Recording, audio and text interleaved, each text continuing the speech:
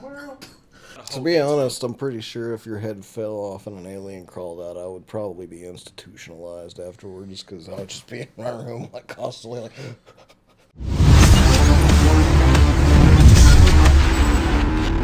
Man, my reality's already traumatizing enough. Do I have to imagine what it's like being an ant?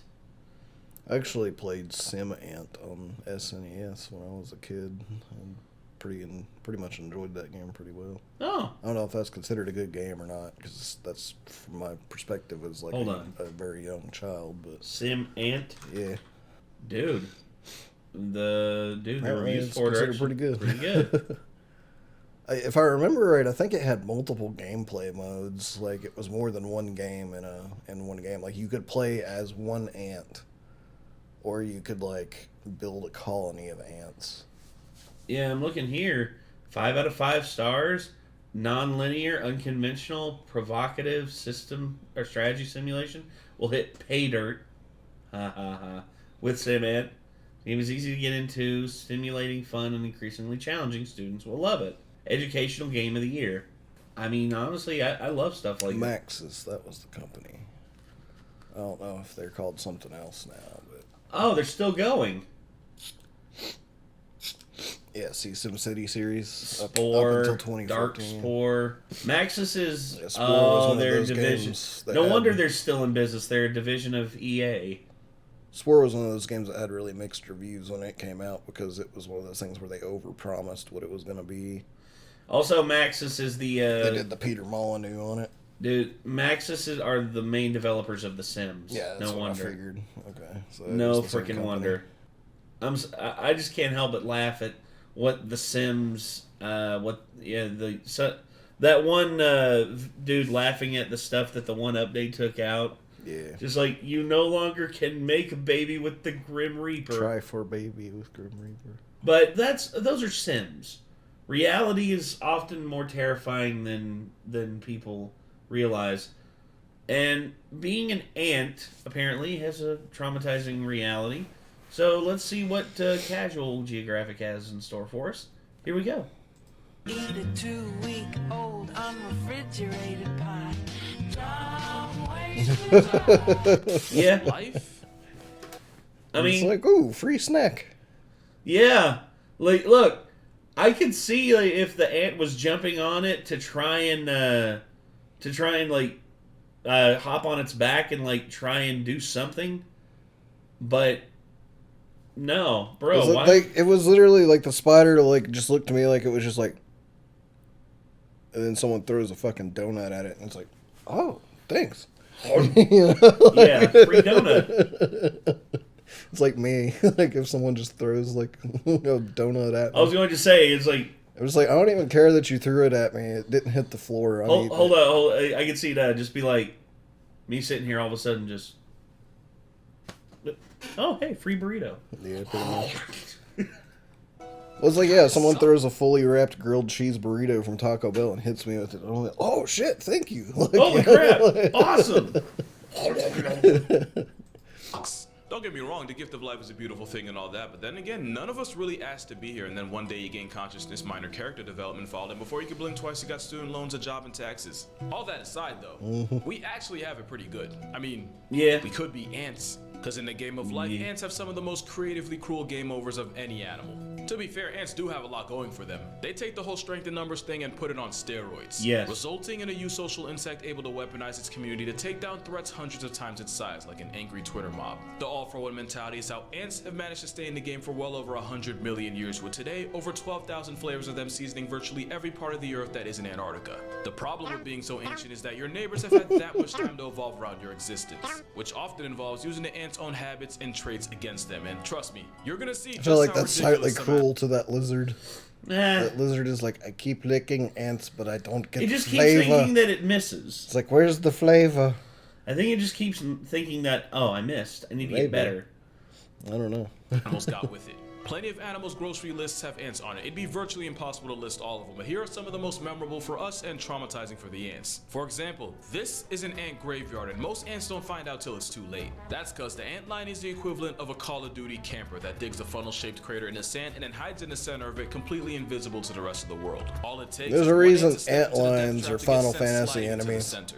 And with the shifting sands and the ant line tracking the ant through vibrations and actively flicking up sand, Blah, blah, the blah. harder the ant tries to struggle, the further it slides into the pit, directly into the snare trap jaws. And considering some Bye-bye. ant lines can spend years in a stakeout, once they do grab the ant, Rom, there is nom, little nom, time nom. injecting it with Years. venom to Jesus. paralyze it, along with enzymes to digest it from the literal inside out. Which is when Yeah. the ant gets its actual life essence sucked from it by the ant line drinking its liquefied insides. And once the ant serves no further purpose, the ant line yeets the violated corpse out the trap like an empty Capri Sun, and it goes back into its This homicide. bitch empty. Yeah. Also, you just hear the Wilhelm scream.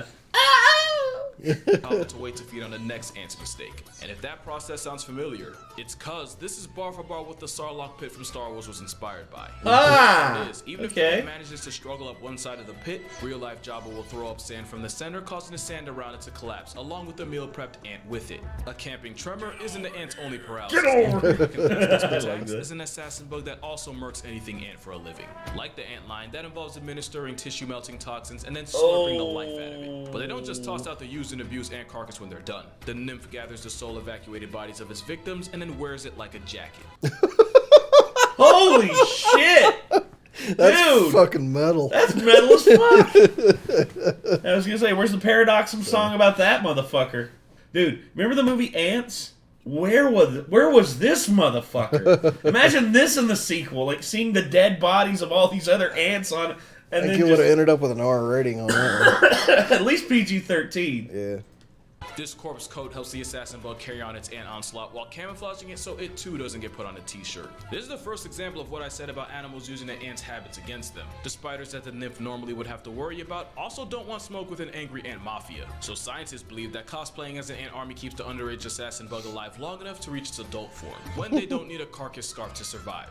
But it also means that an ant's entire existence can really come down to being a part of some assassin's ensemble. I only listed two. It gets so much worse. Forward flies are one of the biggest obstacles to an ant's pursuit of happiness, to the point where the United States tried to weaponize the flies against them. The nightmare starts when a forward fly, which can be easily mistaken for a fruit fly, penetrates the thorax of the ant and then leaves behind an egg and then just takes off like only a destructive deadbeat can. This doesn't kill the ant, but the events that follow make it wish it did. Because once the egg hatches, it migrates to the ant's head where it begins eating it from the inside. Yeah. The victimized ant is alive for all this, but seemingly goes into a catatonic state.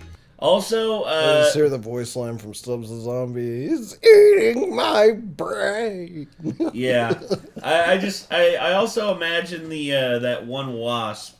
Remember the Wild Wild West movie? One of the only things I remember from it, the thing that interests me most, was this desert wasp, basically stinging and basically like taking down a tarantula. Mm-hmm. And laying its eggs inside so that That's the babies the have something to eat. Tarantula hawk. Yes. Yep.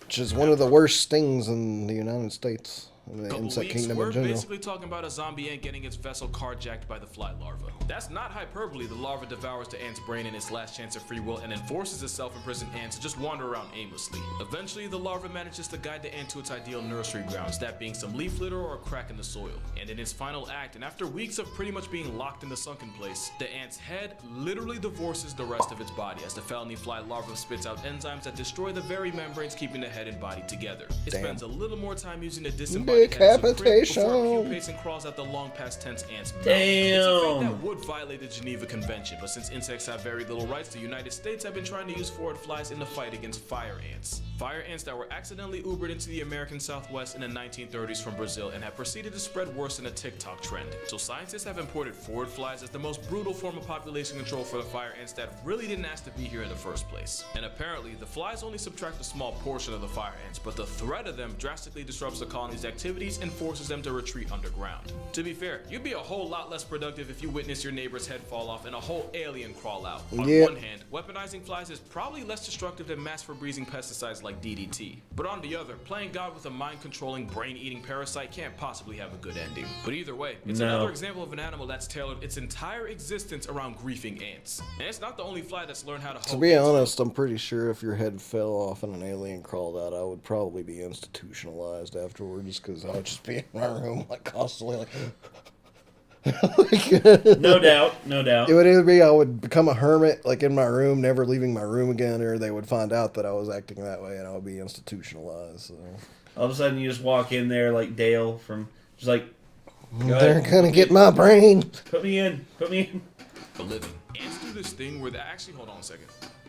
Okay, we're good. Ants often do this thing where they'll feed another ant by regurgitating into the mouth of the receiver. Oh yeah, it's nasty, but not only are they sharing food, but ants like carpenter ants transfer proteins to help boost disease resistance and overall colony immunity. Enter the flies. One species of South African fly figured out the signal one ant will use on its donor to initiate the food transfer. So the flies come in and use the signal touching the mouth region of the ant to force it to give up its food. And as smart as they allegedly are, the ants aren't smart enough to realize they're getting fleeced out of food by a fly. Which is probably how they got the nickname, the ant-mugging fly. Like I said, hundreds of millions of years is a lot of time for your ops to study your playbook and use it against you. Because when ants aren't getting trapdoored by ant lions, finessed by flies, or turned into a light flex by an assassin, ants are often the victim of some of the most complex manipulation in the entire animal kingdom. One example is how this entire butterfly's existence depends solely on deceiving ants. The Alcon blue butterfly has no weapons, no venom, no armor at all. But what they do have are pheromones that are almost identical to that produced by ant larvae. So when the caterpillar airdrops itself down to the forest floor, it's almost immediately taken in by a colony of ants. By mimicking the ant equivalent of a new baby smell, the caterpillar manages to get VIP treatment from the same ants that could turn it into coffin stuffing.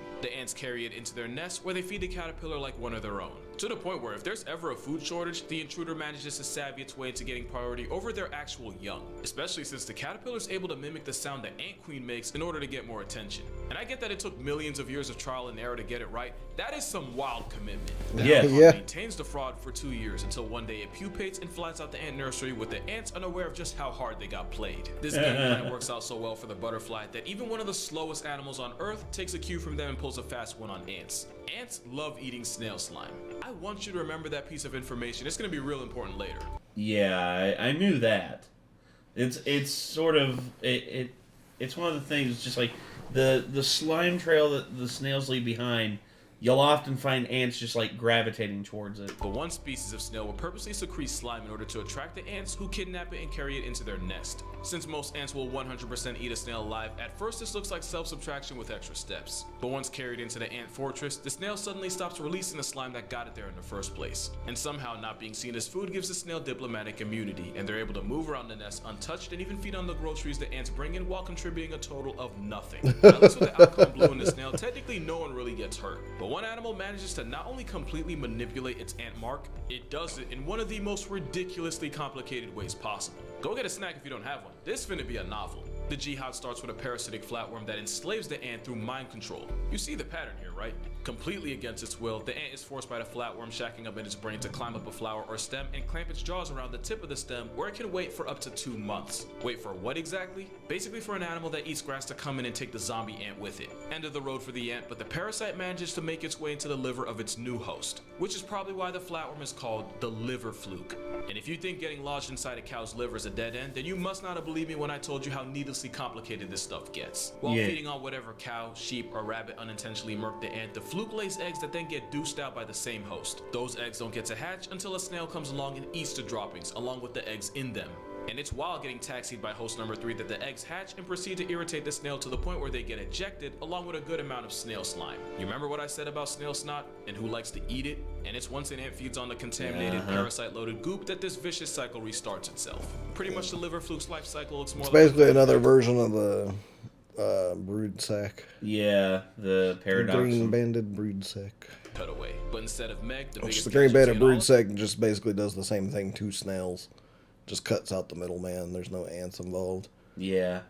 This is an ant that thought it scored And usually an it's easy meal, but birds instead that gets turned eat into an that easy eat the lick. snails. And I know what you're thinking, and yes, there's a fungus that does the exact same thing. Cordyceps. Ants live through The Last of Us firsthand when a cordyceps fungus infects an ant, robs it of its life choices, and then forces its new vessel to climb up high enough until it makes it clamp its vice grip jaws around a stem, and then it just stands there waiting for the sweet release of perma-sleep. And once the ant becomes a was, its withered body becomes ground zero as the fungus proceeds to explode out of it, with the fruiting body growing out of the decommissioned ant's head. And from there, it spits out spores in order to continue the cycle of completely desecrating the ant's way of life. So as you can see, there are many obstacles to an ant's very existence. It's not just ants either. There's certain like grasshoppers, moths.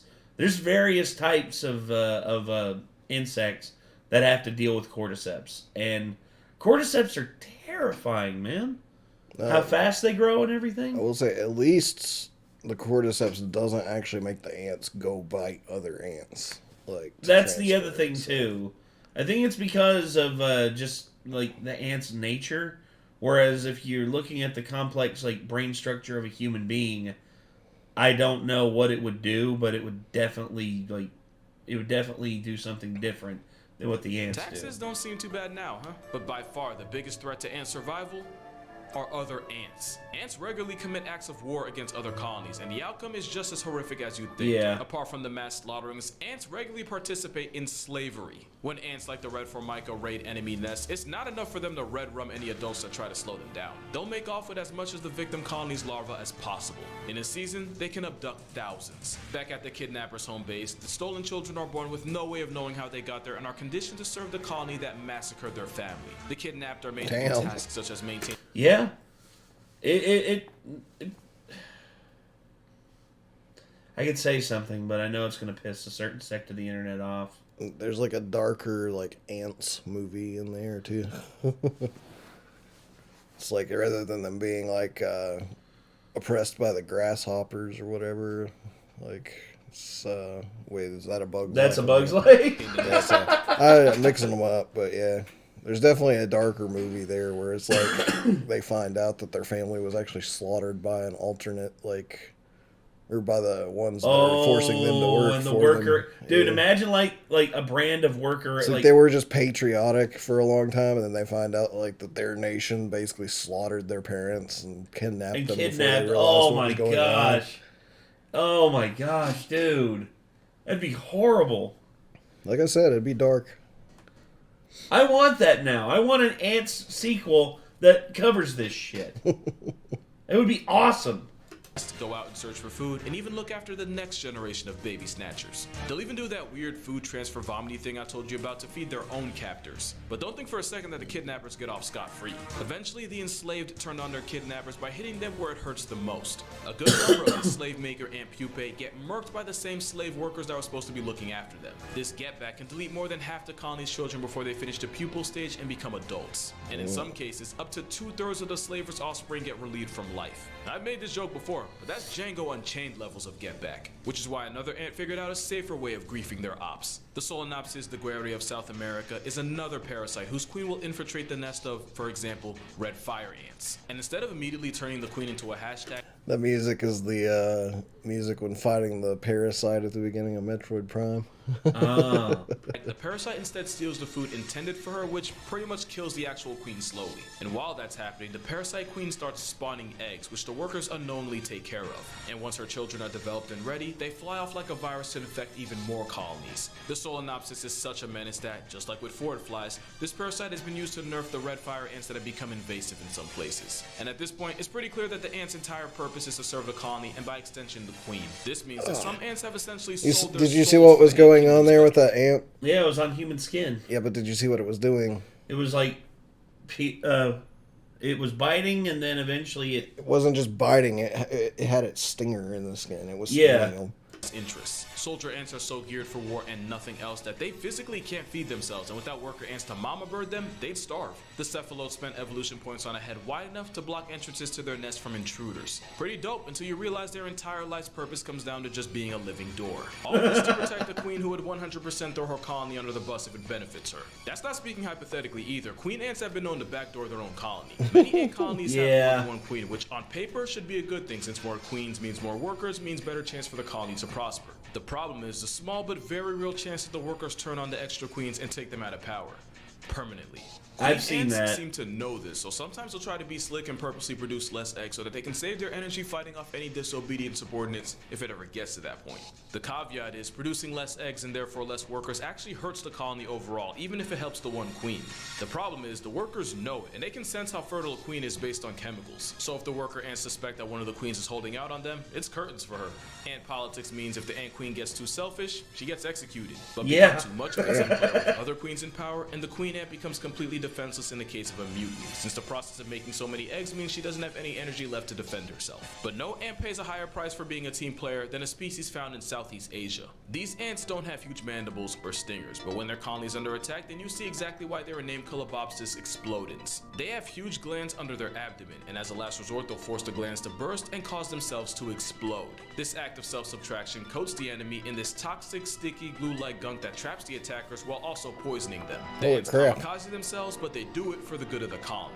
And this is For the good of the colony. It's all the exploding insects that release poison in games that I've seen are actually based off of something real. Dude, it reminds me of the bombardier beetles, except, more self-termination. Species of Brazilian ant that'll seal the entrance to their nest every night to keep possible threats out.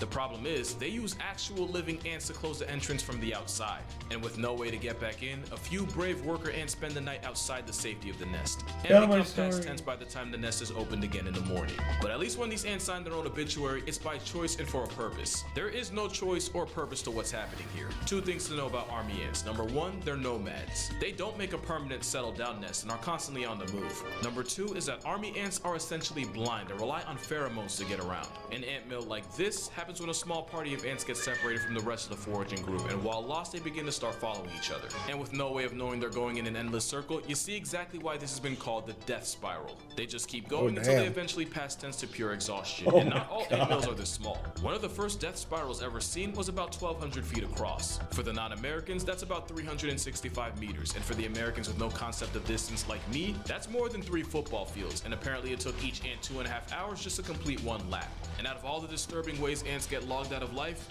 this might be the worst one. Mindlessly marching in a circle, blindly following the guy in front of you until your number eventually gets called. Yeah, it's the worst one because for some people, it's the most relatable. And on that note, that's gonna do it for this video. Make sure you go outside and do something you wouldn't normally do. Break out of the rut any chance you can. Because the thing about a death spiral is, you may not realize you're in it until it's too late. See you on the next one.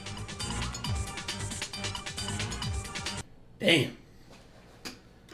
Damn. Holy shit. That's, you see... There's always a lot of dark things to learn about any particular kind of animal if you look far enough into it. Yeah, indeed. Oh. I just want to say this real quick. Thank God I'm a human being. Because, as shitty as life can be, at least I'm not an ant. If I wasn't a human, I would prefer to be a house cat with a decent owner. That's like my only other secondary pretty much. Fair enough. So then at least I get to sleep all day. Just sleep all day and then wake up and bug my owner for food. Just like you, it's just like you and Vega. Pretty much. It's just like, oh, is it feeding time, human? Thank you. Hey. Is it feeding time again yet? Hey. Oh, it's more like love on me. It's more like Vegas. More like.